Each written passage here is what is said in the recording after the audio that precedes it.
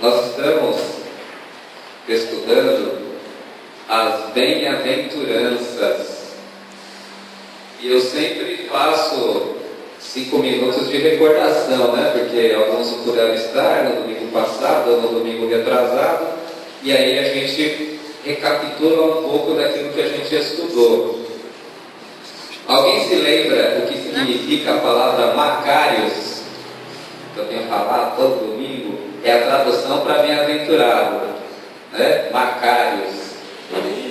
Felizes, isso mesmo. Aí tá vendo? Ponto positivo para o Petrônio. Filma o Petrônio lá. Isso, filma o Petrônio lá que respondeu. Glória a Deus. É feliz. E aqui no Sermão do Monte nós temos o quê? 8 características, né? Humilde de espírito, manso, misericordioso. E vai falando assim que é feliz quem tem essa característica, né? De manso, misericordioso. É o ponto de vista de Deus a respeito de pessoas que têm esse tipo de característica. Porque às vezes a pessoa pensa que a felicidade é um sentimento de euforia, né? Estou feliz hoje. Não necessariamente. Às vezes a pessoa pode estar triste, mas ainda assim ela é bem-aventurada, porque ela tem aquela característica, né? Diz bem-aventurados que choram, né? Jesus chorou em diversas ocasiões, uma delas, né, com a morte do seu amigo Lázaro, padeceu no Getsemane, mas Jesus era bem-aventurado, né? Os apóstolos sofreram perseguição, martírios, mas eram bem-aventurados. Então, uma felicidade segundo Deus. E essa felicidade segundo Deus, ela existe para ser vivida em comunidade, né?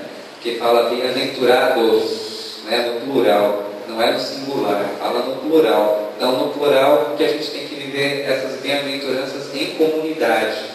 E também não basta a gente, por exemplo, ter nascido com uma característica psicológica que às vezes se parece com a bem-aventurança. Então, por exemplo, alguns são naturalmente mansos, né? Naturalmente tranquilos.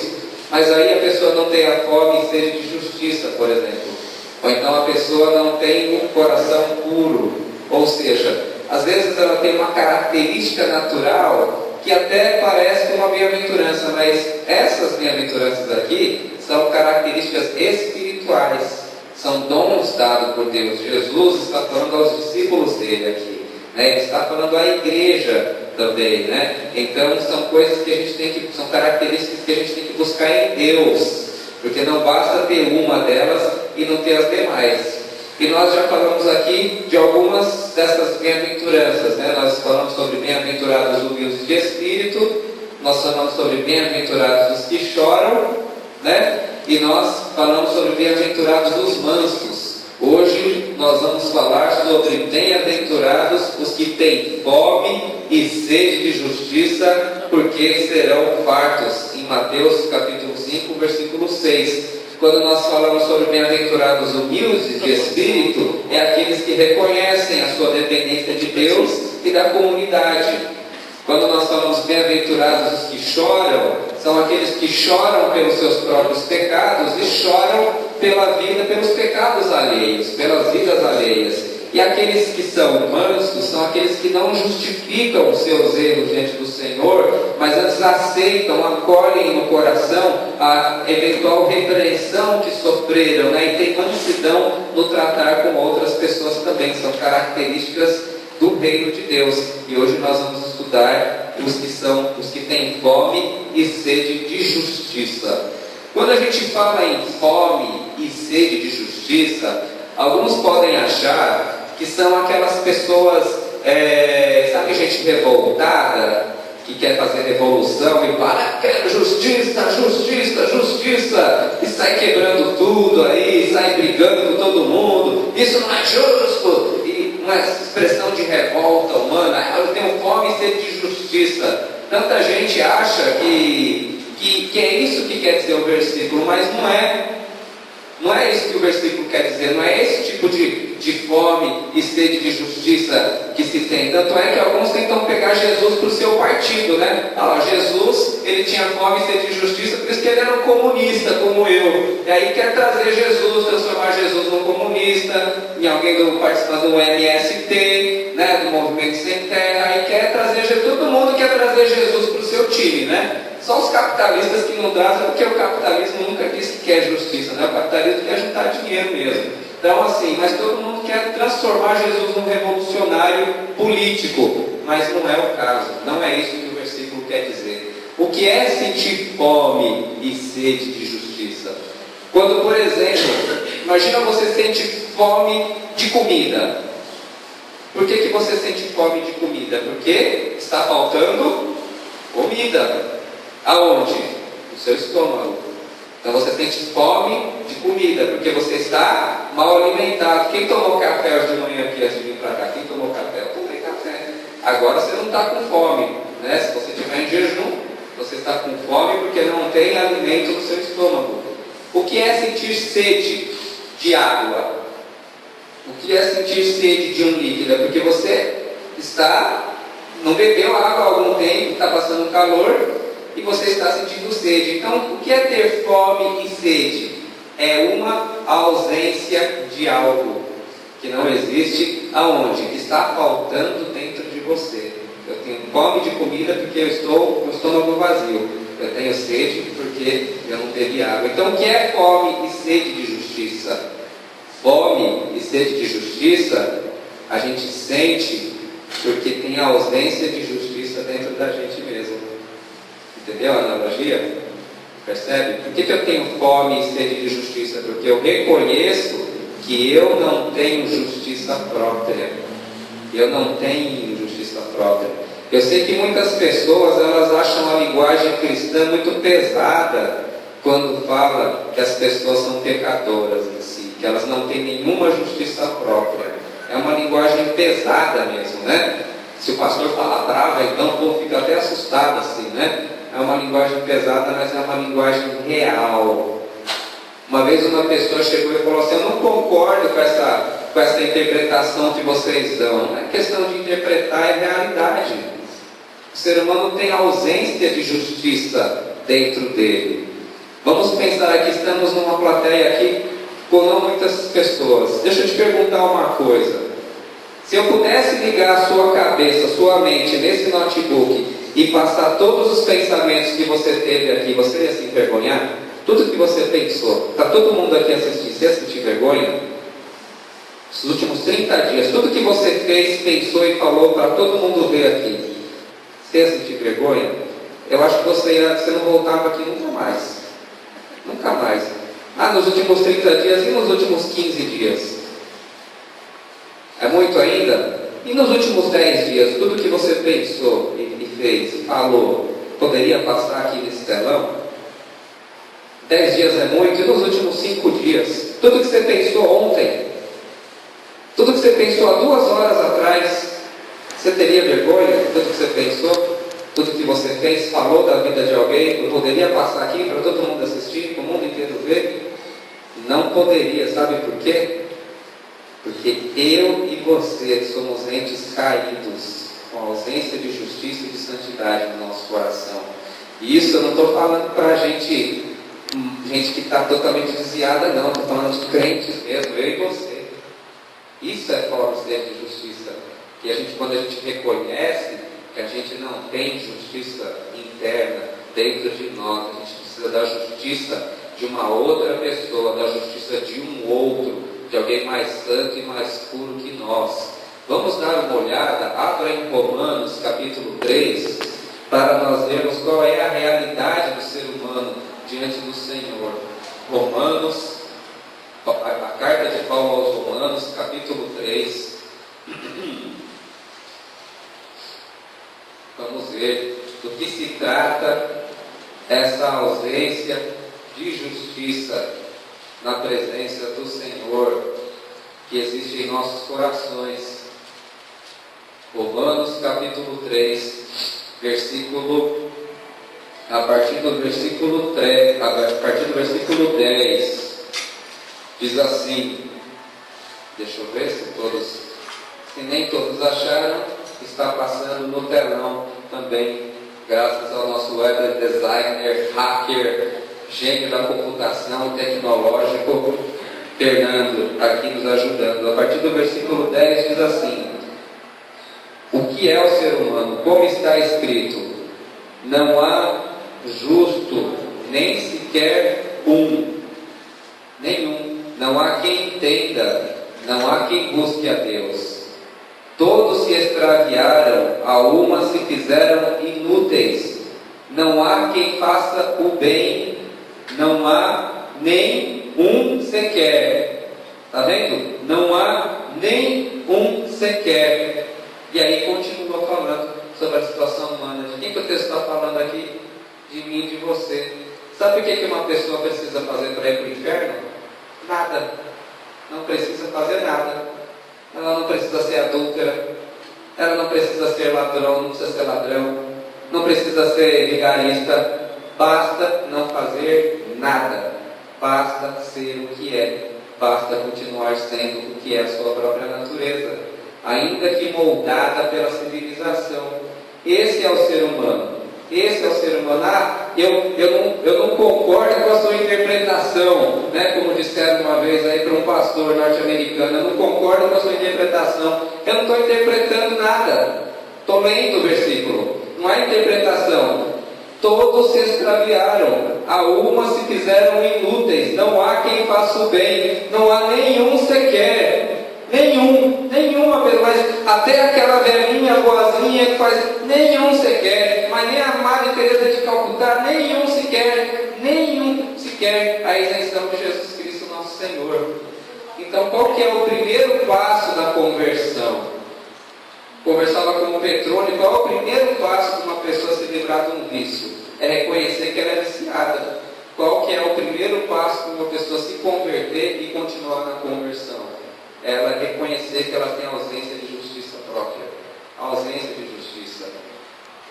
Para não ser cheio do Espírito Santo, para não ser cheio da virtude de Deus, para não ser uma pessoa com unção, com graça diante do Senhor, para ministrar, para orar pelas pessoas, basta fazer o quê? Nada.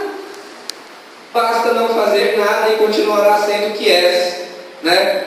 Um livre e sério candidato a ir para o inferno. Por conta do quê? Por conta da sua própria natureza humana. E é isso, meus irmãos, é tão difícil de convencer as pessoas, porque as pessoas, o ser humano, lá em Ezequiel 36, Deus fala que ele tem que tirar o coração de pedra para dar um coração de carne. Isso é tão difícil de fazer, de convencer, que é só o Espírito Santo que consegue fazer na vida da pessoa.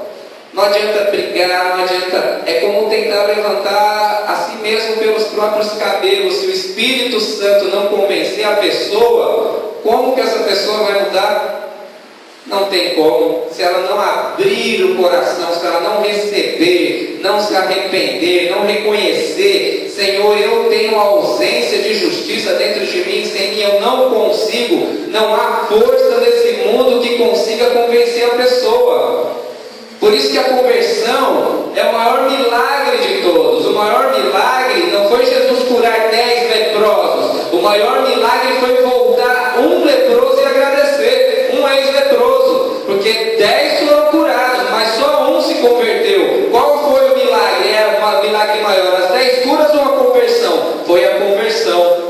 Quando a pessoa ela percebe que ela tem ausência de justiça dentro dela. Ser humano nenhum consegue convencer o outro dessa realidade. Se o Espírito Santo não convencer o coração dessa pessoa, essa pessoa não se converte. Porque qual que é a desculpa? O que a gente ouve das pessoas aí fora? Eu não preciso, eu estou bem, eu até que não sou tão mal assim. Não é assim que as pessoas dizem? Porque não reconheceram ainda que há ausência de justiça dentro delas. E quando a gente fala ausência de justiça, não é a ausência de justiça de seguir os mandamentos de Deus, porque isso mesmo todo mundo sabe que não segue. Se você e eu nos analisarmos à luz dos mandamentos, a gente sabe que nós somos deficientes, mas as pessoas elas não são fiéis nem àquilo que elas mesmas acreditam. Se eu pudesse colocar um gravador no seu peito e gravar tudo que você disse que é certo nessa vida, Tudo que você fala, eu acho que isso é certo, isso. E ficar gravado lá. E no dia do juízo final, no dia da sua morte, você poder ouvir aquilo que você falou que era certo e se analisar à luz do que você mesmo disse, você vai ver que nem de acordo com aquilo que você disse que era certo você viveu. Pode ser budista, pode ser católico, pode ser espírita, pode ser comunista, pode ser ateu. Fala para o ateu, grava aí tudo que você acha que é certo. No dia da morte dele, foi para ele ouvir e pergunta para ele: você viveu de acordo com o que você achava que era certo? Não viveu. Quanto mais à luz da palavra de Deus, as pessoas estão distantes, nós estamos distantes. Por quê? Porque não reconheceram o quê? A ausência de justiça dentro de si próprio. Vamos ver o exemplo de alguém que reconheceu a ausência de justiça aí em Romanos. Caminha mais um pouco, vá lá para o capítulo 7, versículo 15. Quero mostrar o exemplo de alguém que reconhecia essa ausência de justiça dentro dele mesmo, que é o apóstolo, ninguém mais ou menos que o apóstolo Paulo.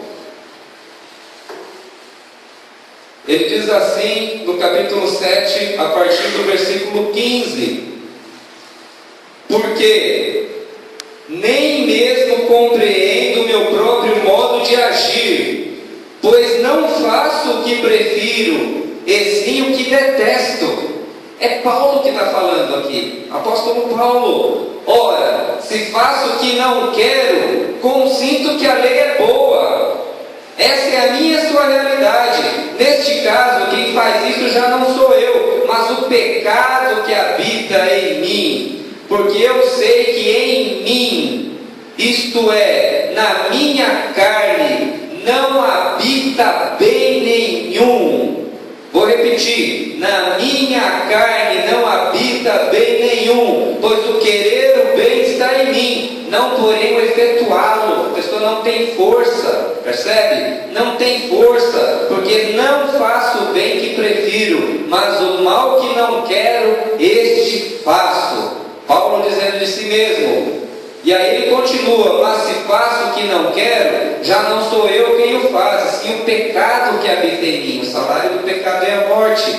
Então, ao querer fazer o bem, encontro a lei de que o mal reside em mim, porque no tocante ao homem interior, tenho prazer na lei de Deus. Está falando dele mesmo, cristão, convertido. Mas vejo nos meus membros outra lei, que guerreando contra a lei da minha mente, me faz prisioneiro da lei do pecado que está nos meus membros. E aí no versículo 24: desventurado homem que sou. Algumas traduções trazem: miserável homem que sou. Quem me livrará do corpo dessa morte?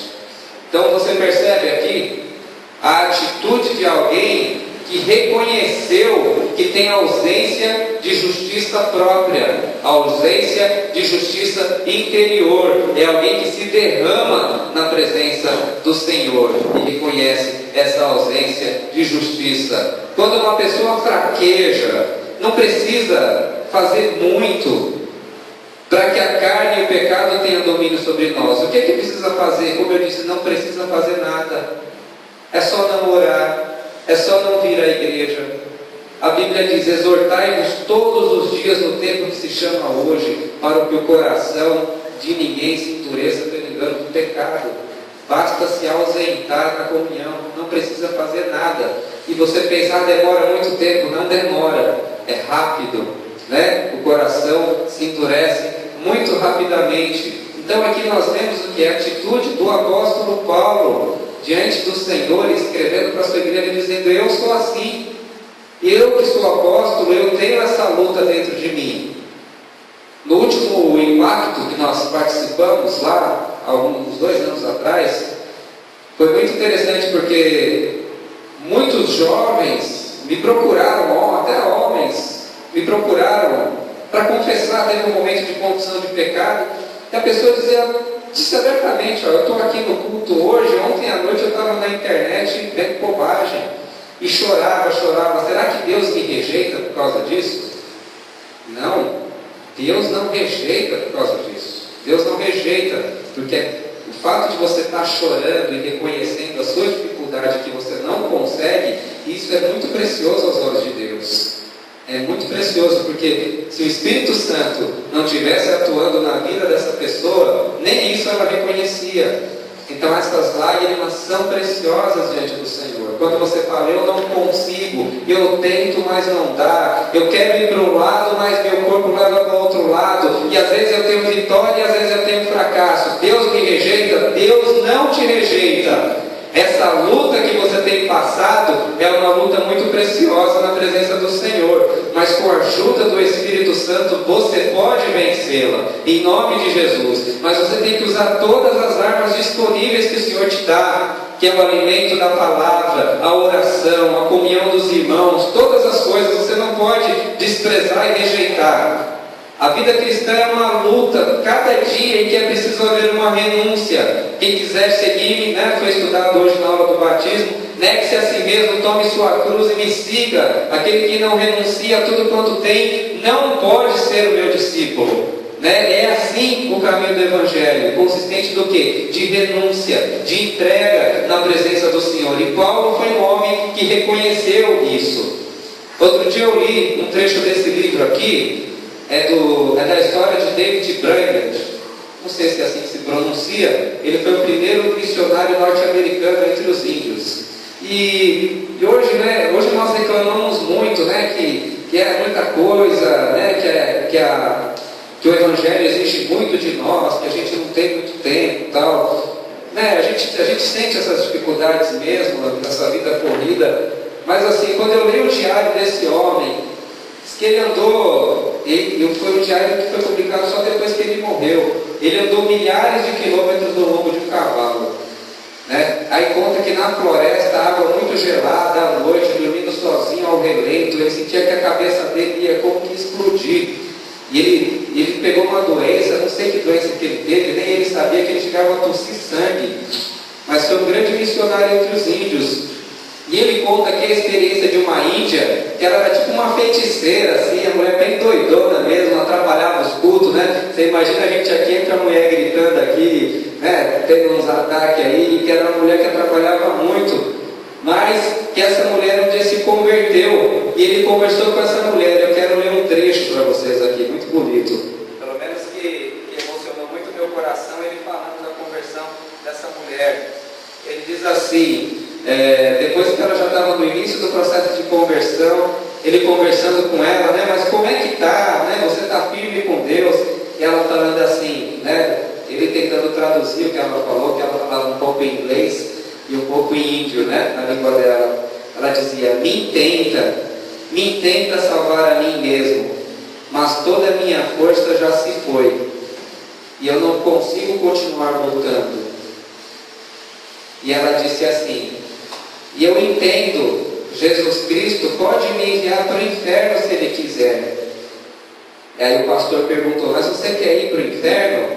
Ela respondeu, eu não posso evitar. Eu não posso evitar ir para o inferno, porque meu coração é muito ruim, e eu não posso fazer nada de bom, eu não consigo. Ela falando de si mesma.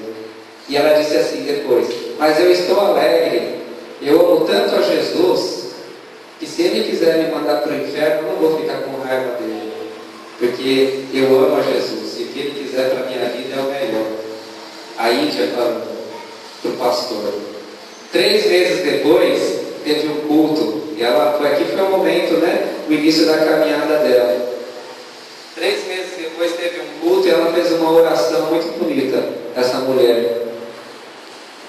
Diz que no meio do culto ela começou a cantar, já estava falando em inglês um pouco melhor, e ela disse assim, ó Senhor bendito, vem, leva-me daqui, deixe-me morrer e ir para perto de Jesus. Eu tenho medo de continuar viva e pecar de novo contra o Senhor. Querido Jesus, eu não quero mais pecar contra o Senhor, deixa-me morrer, leva-me para perto de Ti. Por favor, Senhor Jesus, nunca deixe que eu peco mais contra Ti. Que farei, querido Jesus? Que farei, querido Jesus? E diz que os olhos dela se marejavam e lágrimas diante do Senhor. Então, o que é isso? Um coração converteu diante do Senhor, e é um coração que reconheceu a ausência de justiça própria dela. Eu não tenho justiça própria, eu não tenho nada. Por isso que eu não posso julgar a vida de ninguém. Por isso que eu não posso me considerar um santarrão e achar que está todo mundo errado e eu certo. Eu não posso fazer isso. Por quê? Porque, como Paulo disse, eu sou o principal dos pecadores, né? Eu não tenho direito, né? Eu não tenho direito de julgar, de condenar a vida de ninguém quando eu mesmo não tenho justiça própria dentro de mim. E qual que é a maravilha da conversão? É quando finalmente você reconhece isso. Quando você e eu reconhecemos isso, nós vamos parar de olhar para os pecados alheios e olhar para o nosso próprio e falar assim: o problema é comigo, sou eu mesmo, é eu que não funciona, é eu que não faço, é em mim que falta a santidade. A santidade é em mim que falta disposição para fazer o bem, é em mim que falta disposição para trabalhar para o Senhor. É tudo para o Senhor, irmãos, eu sempre digo aqui. Né? Alguns às vezes falam comigo: pô, mas você não pega no pé, você não fala nada, você não chama. Gente, as pessoas precisam aprender: o que se faz ou o que se deixa de fazer não é a mim, o Carlinhos, eu sou um traste. O que você faz ou você deixa de fazer é o Senhor Jesus. É ridículo isso, achar que é para o pastor, que é para o irmão, que é para a instituição. O que você faz e o que você deixa de fazer é para Cristo, né? Não é para mim. Ah, está magoando o pastor. Não, nem se importe com isso. Se importe se você estiver magoando a Cristo, a Jesus, né? Se a sua ausência de compromisso e a minha ausência de compromisso é comigo, coitado de você não entendeu o Evangelho, ainda é com Jesus, meu amigo. Meu irmão, minha irmã, não é com o pastor, não, é com Jesus, né? É a Ele que você honra, é a Ele que você desonra, é a Ele que você presta serviço, é a Ele que você deixa esperando, é a Ele que você louva, é a Ele que você deixa de louvar, é a Ele que você honra, é a Ele que você deixa de honrar, não é a obras. Né? Nunca tire isso da sua cabeça, é para Jesus, né? É somente para Ele, somente para Jesus. E aquela mulher e o apóstolo Paulo, eles reconheceram que a ausência de justiça própria. E quando você reconhece a justiça própria, a Bíblia diz, como a gente leu: serão fartos. Bem-aventurados que têm fome e sede de justiça, porque serão fartos. Quando você reconhece essa ausência de justiça própria, a Bíblia diz que você é justificado. Justificado. O que significa isso? A justiça que estava em Jesus é colocada sobre você. A Bíblia diz. E o pecado que estava sobre você é colocado sobre Jesus. Por isso que a Bíblia diz lá no capítulo 3, você é justificado pela fé em Jesus Cristo. Você foi justificado pela fé, por obra sua nenhuma. O que você fez? Nada. Você creu. Por isso que em Efésios 2:8 diz: pela graça sois salvos por meio da fé. Isso não vem de vós, é dom de Deus, não vem de obras, para que ninguém se glorie. Então, quando que uma pessoa é justificada? Quando ela reconhece diante do Senhor: eu não posso, eu não consigo, eu não tenho justiça própria dentro de mim. E aí você fala, aí você confia em quem? Na morte de Cristo na cruz do Calvário. Quando você confia que Jesus morreu por você na cruz, acontece um milagre, uma troca. O milagre da conversão, qual é? O seu pecado e o meu pecado é colocado sobre Jesus, e a justiça que estava sobre Jesus é colocada sobre você. Por isso que hoje, quando Jesus ele olha pela sua vida, ele te olha sobre o prisma do sangue de Jesus Cristo. A Bíblia diz assim, né, que nós temos comunhão uns com os outros, lá em 1 João, e o sangue de Jesus nos purifica de todos os nossos pecados. Se ausentar da comunhão é se ausentar do quê? É se ausentar do sangue que nos purifica de todos os pecados, percebe? Então assim, eu reconheço a minha falta de justiça, eu reconheço o meu pecado, eu sei que o meu pecado me leva para a morte, eu sei que o pecado me tira da vida eterna, Mas aí eu confio naquele que morreu na cruz. E aquele que morreu na cruz, ele me diz assim, que ele levou os meus pecados sobre ele, e a justiça que estava nele é imputada sobre a minha vida. E aí, o que Deus fala a respeito da sua vida? Se você for lá em Romanos capítulo 8, versículo 1, quando você reconhece isso, diz assim: agora, pois, já nenhuma condenação há para os que estão em Cristo Jesus. Aleluia. Por quê? Porque você se torna justificado diante do Senhor. Então isso é a fome e a sede de justiça. Eu não tenho justiça própria dentro de mim. Eu não tenho essa justiça. Eu não tenho. Então eu preciso buscar o que? Essa justiça em outro. Aonde que você vai buscar essa justiça? É em Jesus Cristo, nosso Senhor. É Ele que dá essa justiça na minha e na sua vida. Para por aqui, a fome e sede de justiça não para. Por quê? Porque depois que você alcança essa justificação na presença do Senhor, você sente a fome e a sede de justiça, mas agora da santificação. Uma pessoa que se converteu, que entregou a sua vida diante de Jesus, ela não consegue mais viver a vontade com o pecado. Ela não consegue mais. A vida toda dela, em todos os momentos, ela quer se ver livre do pecado e do mal. O tempo todo, tudo que estiver à disposição dela para ajudar ela a se livrar do pecado, ela vai usar para quê? Para não voltar a magoar o coração do seu Senhor. Ela vai se apoderar da palavra do Senhor. Ela vai se apoderar do Espírito Santo que foi dado para ela. Ela vai se apoderar da justiça de Cristo sobre a vida dela. E ela não vai satisfazer com nada mais neste mundo que não seja ser preenchido pelo Espírito Santo de Deus. O que faz uma pessoa justa não são atos religiosos, mas é o relacionamento dela com Cristo, o relacionamento dela com Deus. É isso que torna ela justa diante do Senhor. E isso é um dom da graça do Senhor. Mas aí você fala assim, então posso me acomodar agora que eu já fui justificado? Não. Por quê? Porque é colocado uma sede diante do teu coração que você não vai querer viver do jeito que você vivia antes. E aí você entra num processo chamado de santificação. Todas as obras que você realizar, você vai se perguntar, será que isso está agradando ao meu Senhor? Tudo aquilo que você fizer ou deixar de fazer, você não vai mais trabalhar e viver mais para si mesmo. Quem continua vivendo e trabalhando para si mesmo, o apóstolo Paulo diz que serve o próprio ventre, não serve a Cristo. Então você vai querer o quê? Servir ao seu Senhor Jesus.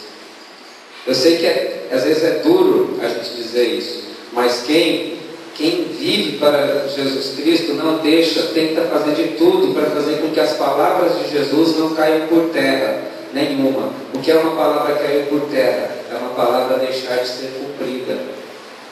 Uma pessoa que se converteu, qual é a característica dela? Ela quer usar os dons dela para o Senhor. Ela não serve a Deus com hora marcada. Eu sirvo a Deus de domingo das 10 ao meio-dia, sexta-feira das 8, das 20 às 10. Não é assim.